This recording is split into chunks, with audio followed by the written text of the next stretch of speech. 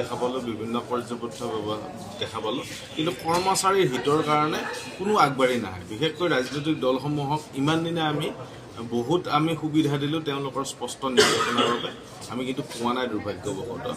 গতিকে আমাক OPS লাগে আৰু ইলেকশ্যনৰ আগমুহূৰ্তত আমি এই ৰাজনৈতিক দলসমূহক আমি স্পষ্ট বাৰ্তা দিছোঁ যে আপোনালোকে OPSৰ পক্ষত আহক, তেতিয়াহ'লে আপোনালোকক অজস্ৰ মৰম দিম, হিয়া উগুৰিয়াই মৰম দিম, আৰু আপোনালোকে আমাৰ OPSৰ বিপক্ষত থাকক, তেতিয়াহ'লে আমি কৰ্মচাৰী সমাজে কোনোদিনে আপোনালোকক ভালভাৱে নাচাম, কোনোদিনে আপোনালোকক সমৰ্থন নকৰোঁ। গতিকে চিধা আৰু স্পষ্ট কথা, কৰ্মচাৰী সমাজৰ সুৰক্ষাৰ স্বাৰ্থত কোনো ধৰণৰ আমাৰ কাৰ্পণ্য নকৰোঁ, কোনো ধৰণৰ আপোনাৰ আপোচ নহয়।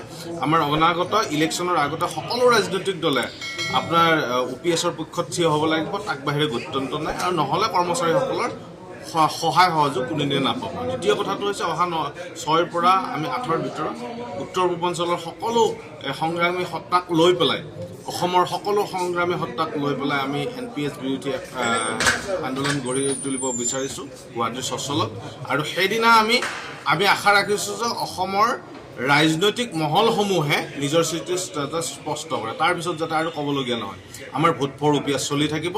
এইবাৰো যোৱাবাৰৰ নিচিনাকৈ আমি OPSৰ পক্ষত স্থিতি লোৱাৰ কাৰণে আমি প্ৰত্যেক কৰ্মচাৰীকে আহ্বান জনাম, তেওঁলোকে বেলেগ ভোটেৰে ভোট ফৰ OPS এই কাৰ্যসূচীটোত যাতে অংশগ্ৰহণ কৰে।